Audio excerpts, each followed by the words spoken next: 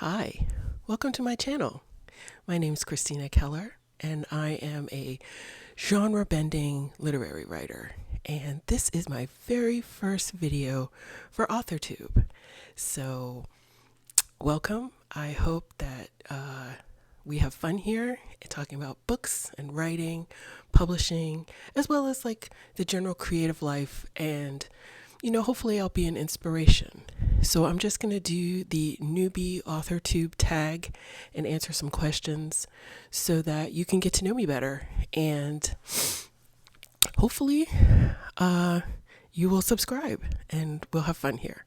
Okay, so let's just go with the first question. And it is, how did you find AuthorTube? Well, I think the first author that I subscribed to was Brandon Sanderson. I was a huge fan, and probably like many people during COVID, started watching a lot more YouTube than before, and I said, holy crap, he's got a YouTube channel, and I quickly subscribed. And over the years, I've watched a few people here and there, but never really felt the urge to be on YouTube. But something happened this year. I started to get more and more into growing my audience, and I just felt like it was the right time. So here I am. And we'll get into, as the questions go on, why I felt the need. So yeah, that's how I found AuthorTube. Question number 2, what genres do you write in? Well, as I've described before, I am a genre-bending literary writer. So I would say that I write more speculative, but I don't usually follow the rules of speculative literature. That is science fiction, fantasy, and I've even dipped my toe into horror. My stories are not typical science fiction stories, but I love reading science fiction. I love reading fantasy. I love reading horror. But I also love reading literary books. So I kind of mishmash it all together. I would say that I am a speculative fiction writer, but genre bending sounds a little bit cooler. Question number 3. What is your preferred writing tense, POV, or category?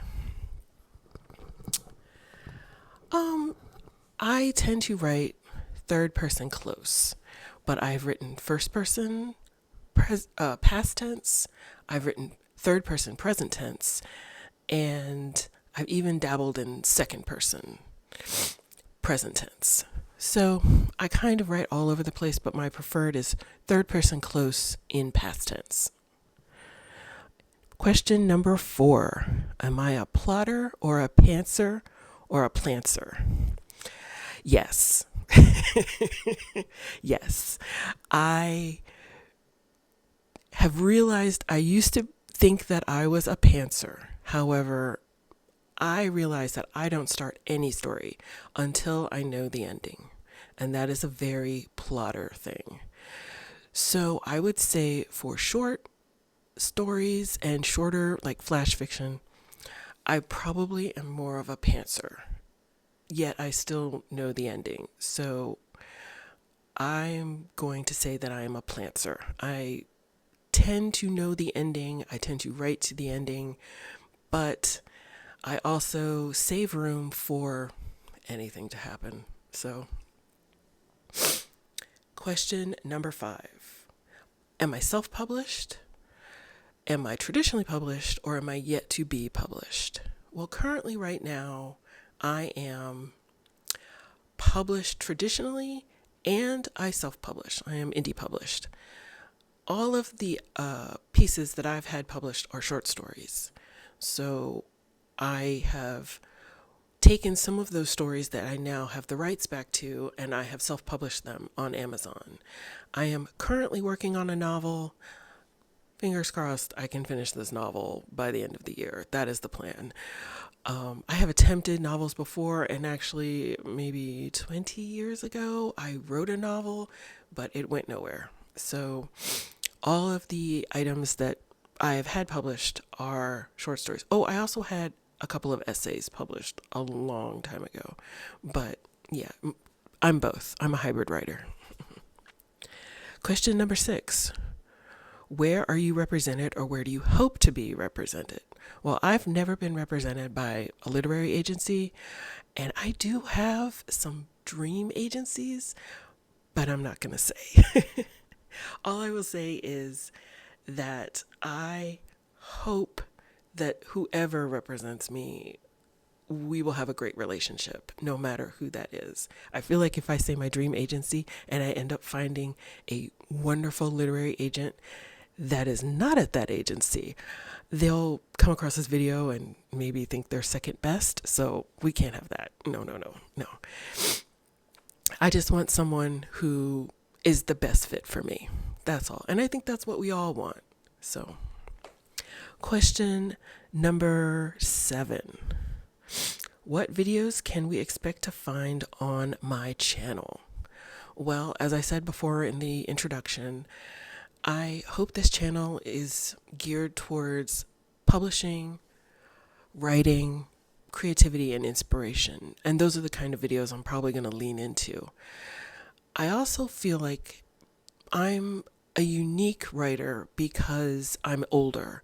A lot of people I see on AuthorTube are much younger than me. You know, you guys are in your 20s, maybe your early 30s, and I'm in my 40s. So this is kind of unique for me because I don't see a lot of people who have been trying to break into writing and publishing and living this creative life for 2 decades now.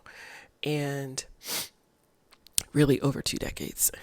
And I think this would be helpful because I've gone through the ups and downs. I've had the highs of hearing, yes, we're going to publish you. And I've had the downs of, sorry, not for us.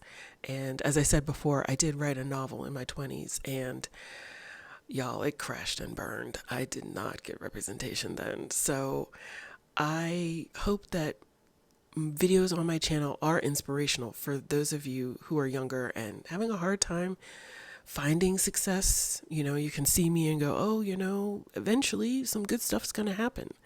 And that's really going to be my focus, is showing what it's like to be an older writer, still trying to, you know, get her work out there and live that creative writing dream life. Okay. Number 8, when did you start writing? Number 12 years old. I started writing at 12 years old. I got it in my head that I wanted to write a novel.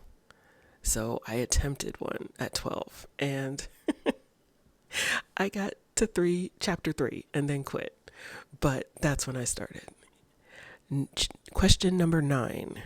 What was the first story you ever wrote? Okay, so the first story I attempted to write when I was 12 was a psychological thriller. If you remember the late 80s,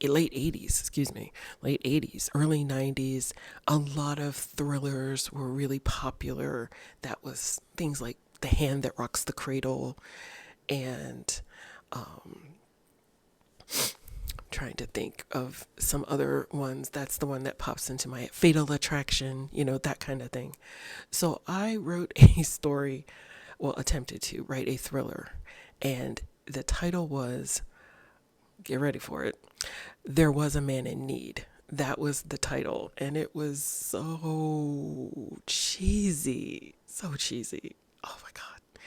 But I had fun. I really did. And that year was 7th grade, and my 7th grade English teacher had us actually make a book, and I have it here. It's The Empress's Diamond. I'm pretty sure this is flipped.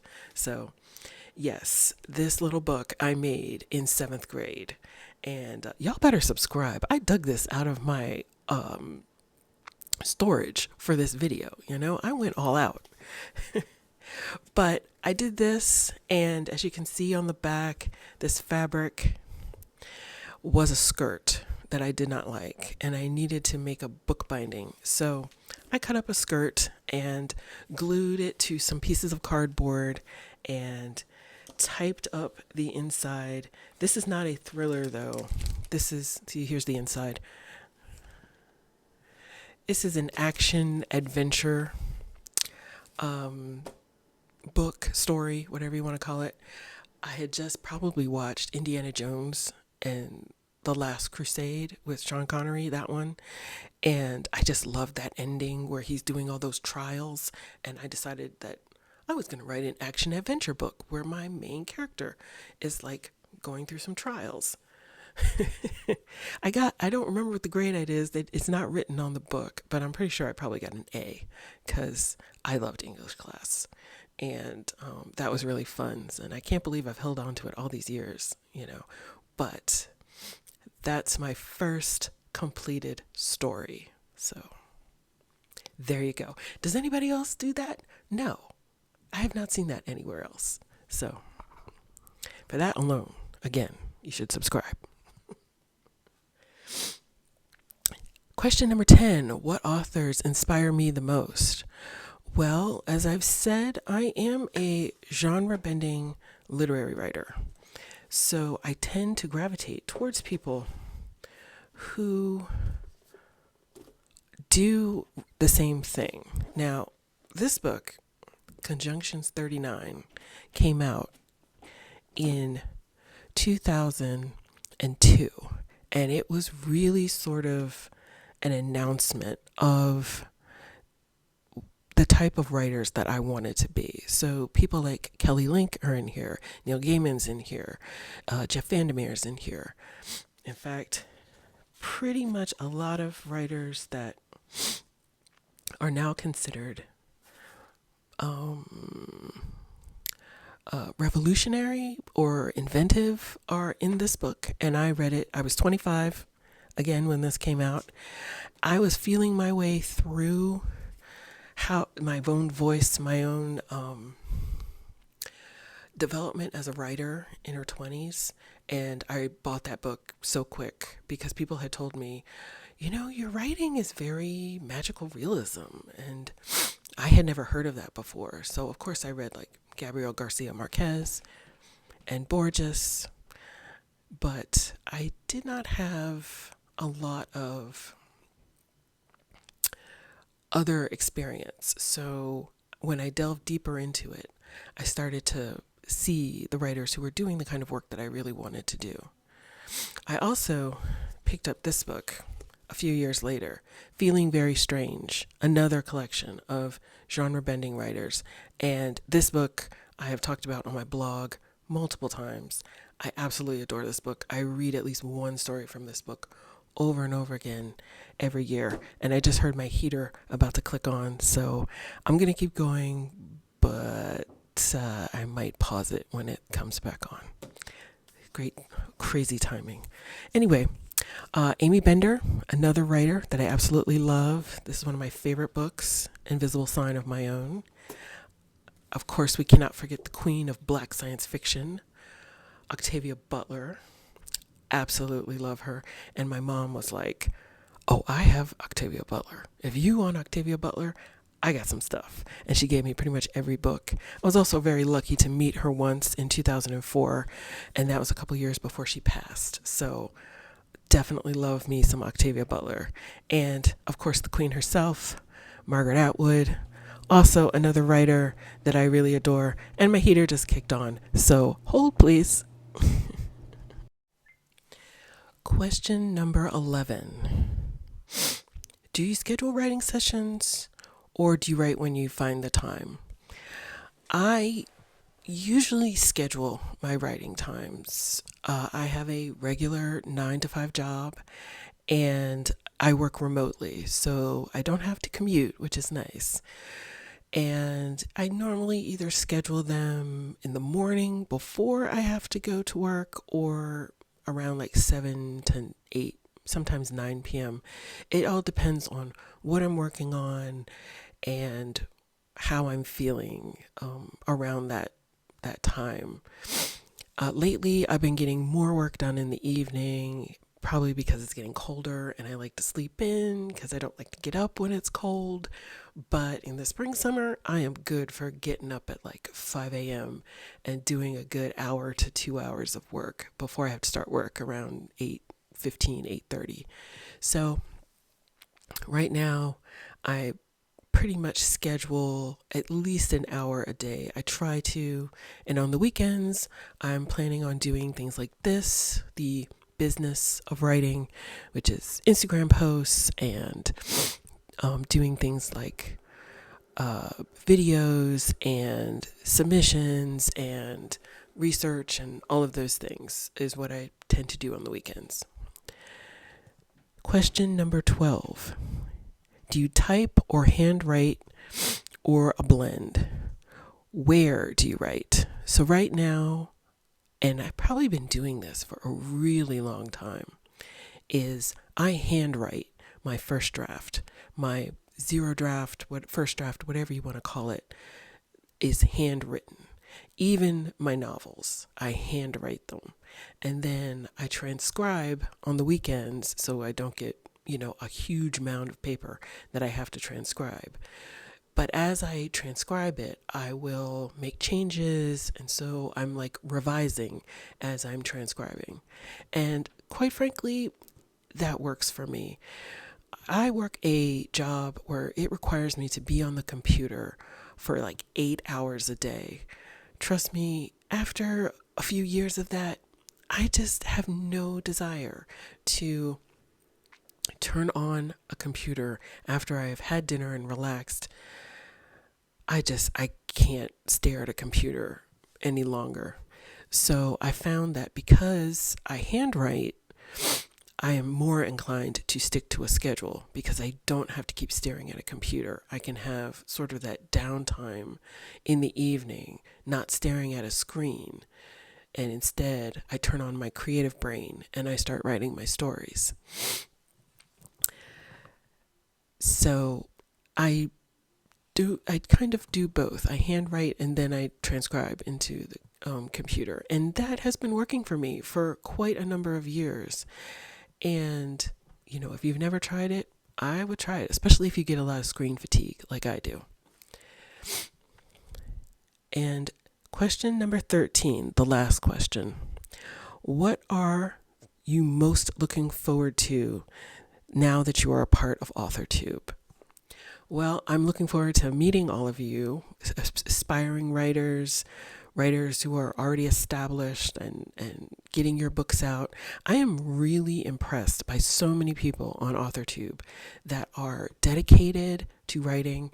I know a lot of writers in real life.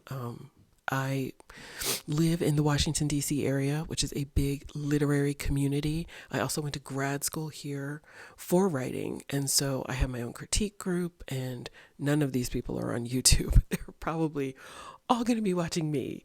So hi, folks. But I am impressed that there are so many people on AuthorTube who just love writing, can talk about writing. I could listen to you all talk about writing all day long. It's my favorite YouTube channel now. And that's what I'm looking forward to, meeting the folks and seeing how you all get through this creative life and seeing how it's done. I'm older, as I've said before, and I can always learn new things about publishing, about writing. It's a never-ending journey. I've heard people say this before, and I agree with it, is that a writing career is a marathon. It's not a sprint. And you will find yourself over the years, the more you keep going at this, that there's always more to learn. There's always more to explore. And this journey on AuthorTube with me is just one more thing to explore, one more thing to learn.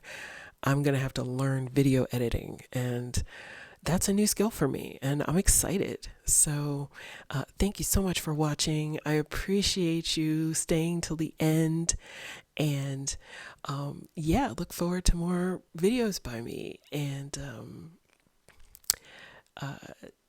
thanks again. and I'll see you on the next video. Bye.